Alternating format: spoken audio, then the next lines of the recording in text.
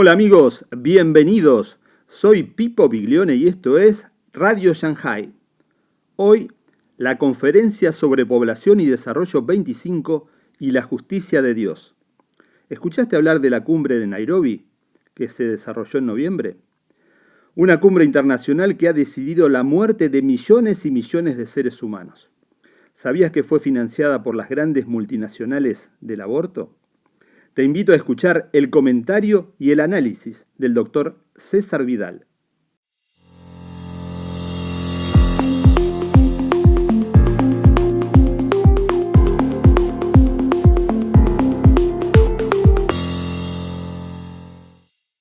Corría el año 1781 cuando un brillante político de la recién nacida nación de los Estados Unidos de América escribía lo siguiente acerca de la esclavitud.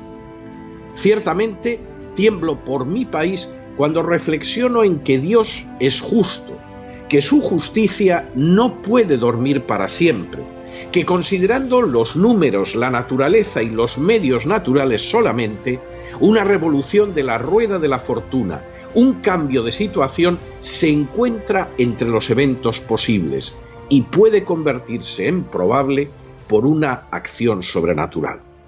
Las palabras escritas por el político contenían una reflexión que, si bien se examina, resultaba verdaderamente escalofriante.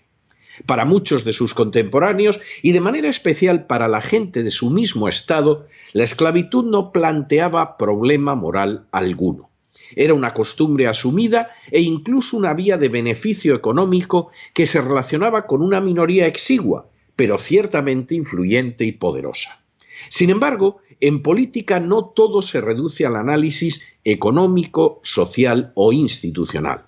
Existe también un factor sobrenatural que se suele pasar por alto, pero que no por eso está menos presente. Ese factor es la justicia de Dios. Una justicia que puede parecer dormida, que muchos negarán, pero que al fin y a la postre acaba haciendo acto de presencia bajo formas humanas como la revolución o el cambio, pero que en realidad se debe a un impulso sobrenatural. Reflexionando sobre ello, el político norteamericano solo podía temblar porque tarde o temprano la justicia de Dios debería desencadenarse contra una institución inicua como la esclavitud. Por cierto, el político en cuestión se llamaba Thomas Jefferson y la obra Notas sobre el Estado de Virginia, y efectivamente, unas décadas más tarde, los Estados Unidos de América se verían sumergidos en la peor guerra de su historia, relacionada más que directamente con la institución de la esclavitud. Hoy ha concluido la Cumbre de Nairobi o Conferencia Internacional sobre Población y Desarrollo 25. Sin ánimo de ser exhaustivos, los hechos son los siguientes. Primero, el 18 de enero del presente año se anunció la celebración de la Cumbre de Nairobi para avanzar la implementación del Programa de Acción de la Conferencia Internacional sobre Población y Desarrollo. La Cumbre de Nairobi debía celebrarse en esa ciudad de Kenia del 13 al 15 de noviembre del presente año.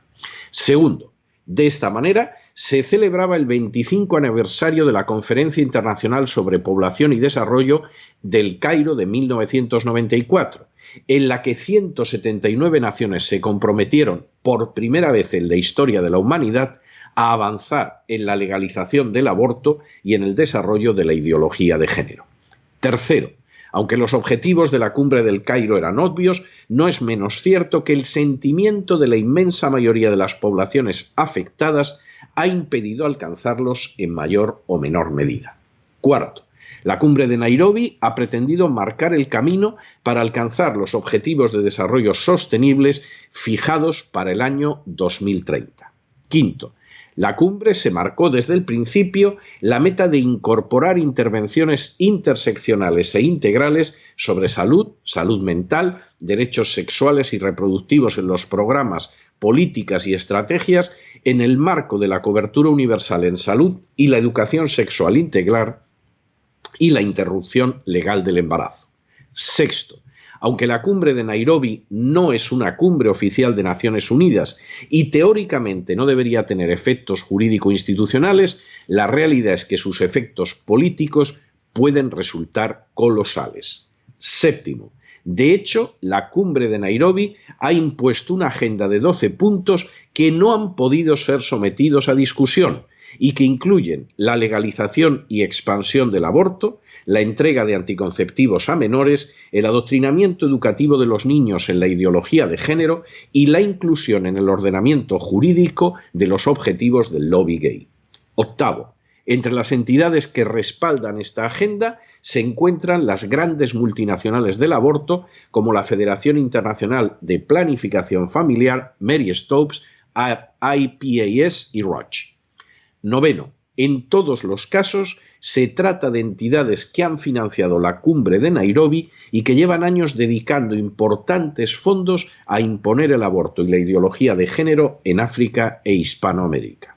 Décimo, de manera bien explícita, la práctica totalidad de las naciones de Hispanoamérica han afirmado su compromiso con las metas de la cumbre de Nairobi y muy en especial con la agenda abortista y el adoctrinamiento infantil en la ideología de género.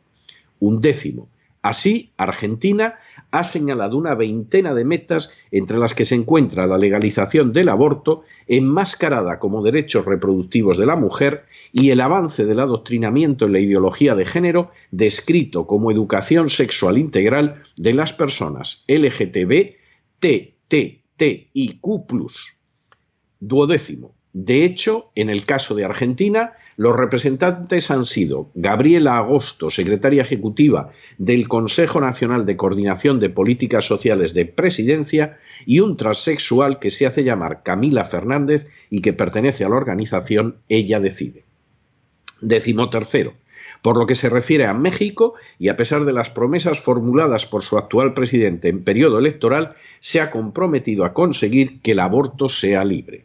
Decimocuarto, de manera bien lamentable y sorprendente, Paraguay, la nación con el menor porcentaje de evangélicos en Hispanoamérica, aceptó la agenda abortista a pesar de la opinión mayoritariamente antiabortista de su población.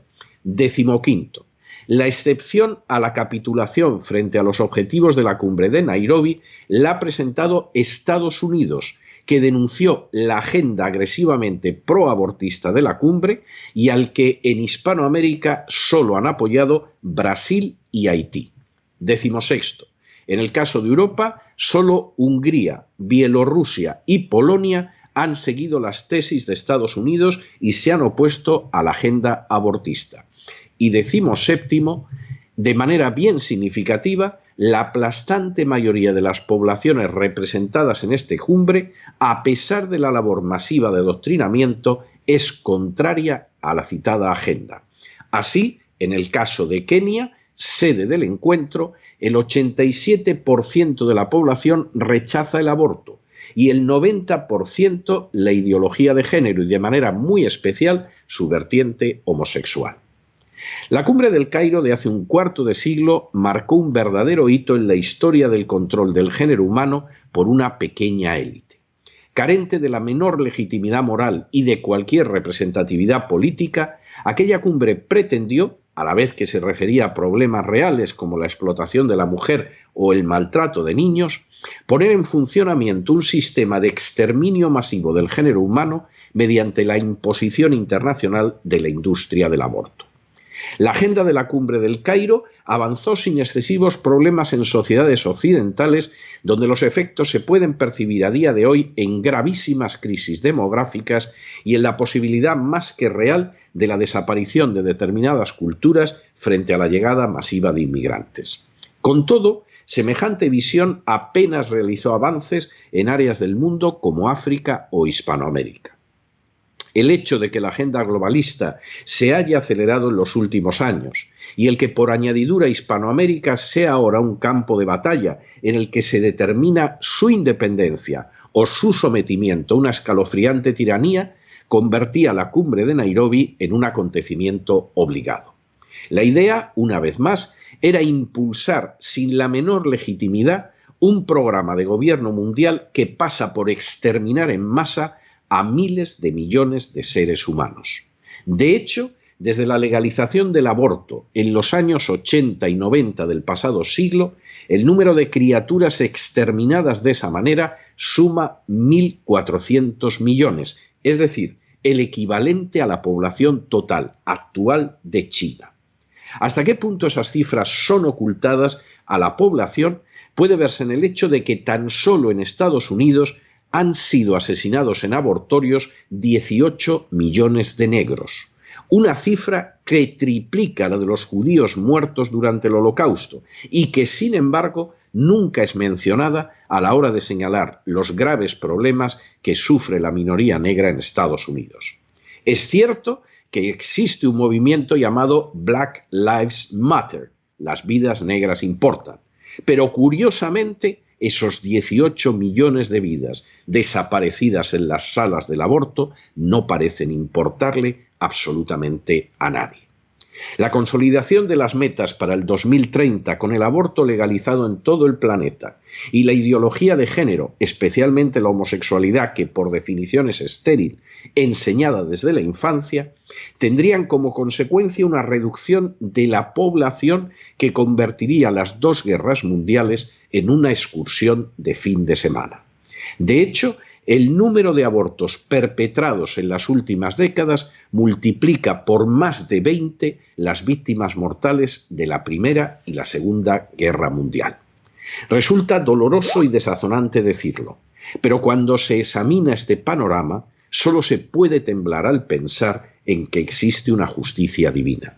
Se trata de una justicia que es paciente y que da oportunidad al ser humano para volverse de sus malos caminos, pero también es una justicia que acaba actuando y que lo hace a través de desastres que los observadores superficiales pueden considerar motivados única y exclusivamente por la economía, los partidos o la mera casualidad. Esa justicia jamás pasará por alto un programa mundial que persigue exterminar a millones de seres humanos mediante instrumentos como el aborto o la eutanasia, y que además tiene entre sus finalidades adoctrinar a los niños en una forma de vida que, de ser generalizada, implicaría la desaparición de la especie humana de la faz de la Tierra. De la misma manera que se ha desencadenado en siglos pasados por crímenes terribles, aunque menores, no dejará de hacerlo en el futuro. Al hacer referencia a esa circunstancia, en ese aspecto como en otros, Thomas Jefferson demostró estar muy por encima de sus contemporáneos y seguramente también de muchos de los nuestros.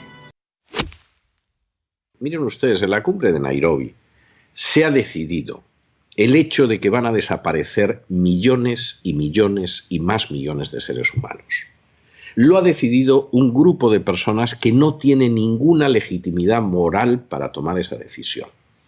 Lo ha decidido, además, por encima de las voluntades mayoritarias de los ciudadanos de la mayoría de países implicados, sobre todo en Hispanoamérica y en África.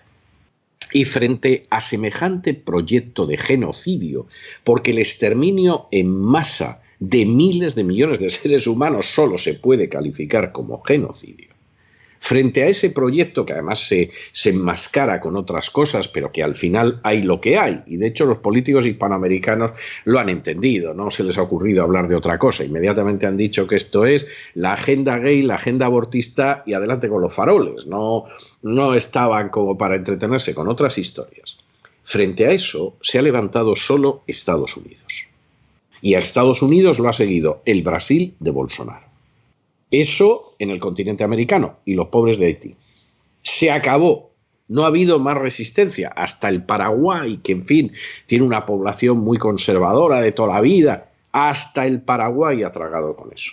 No solo el México de AMLO, no solo la Argentina de los Kirchner, hasta el Paraguay.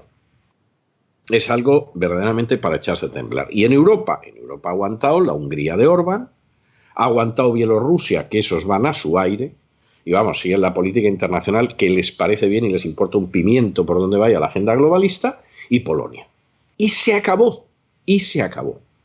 En África, Uganda. O sea, es algo verdaderamente para echarse a temblar. De eso les informan, de eso no les van a informar. Ustedes no tienen por qué enterarse hacia dónde va el mundo.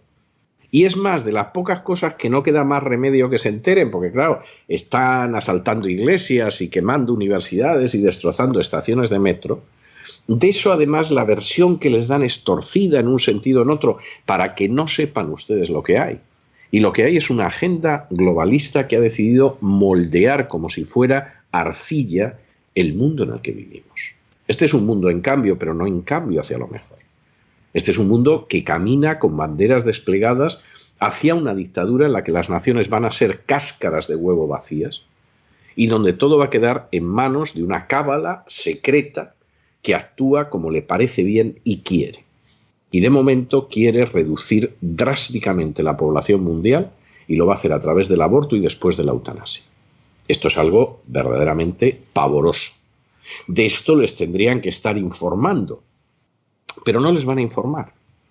Lo único que pueden encontrar, como mucho, y si tienen suerte, es una pequeña nota de prensa, y una pequeña nota de prensa en la que además se da la circunstancia de que les repiten lo que dice alguna de las 3 agencias más importantes del mundo, que son las que manipulan la información para el conjunto del planeta. Bueno, pues en momentos así es cuando aquí en el equipo de La Voz sabemos que somos necesarios y que efectivamente cumplimos ese principio, si ustedes quieren un poco exagerado, pero con mucho de verdad, de Orwell, que decía que el buen periodismo es el que cuenta aquellas noticias que los poderosos no quieren que se cuenten. Los poderosos del mundo en estos momentos, no se engañen ustedes, no son sujetos como Pedro Sánchez, ni siquiera como Angela Merkel. Son los que están pilotando la agenda globalista que pueden provocar las caídas de los gobiernos con una facilidad que verdaderamente hace que uno sienta escalofríos. Ni siquiera los ejércitos de los años 70 en Hispanoamérica o los marines desembarcando tenían la capacidad para provocar cambios políticos y caídas de gobiernos como en estos momentos lo puede hacer los que pilotan la agenda globalista. Y esto, por supuesto, hay que contárselo. Y mientras tanto, esa agenda globalista, que desde luego no tiene ningún problema en reducir a la miseria a los pueblos y librarles además de soberanía, pues se ve apoyada de manera clarísima por las acciones de los incompetentes que gobiernan, que en muchos casos, sin saberlo, están simplemente abriendo las puertas para que las naciones que mal gobiernan dejen de ser naciones soberanas y se conviertan en ruedecillas, una ruedecilla más, a ser posible lo menos importante, de ese engranaje globalista.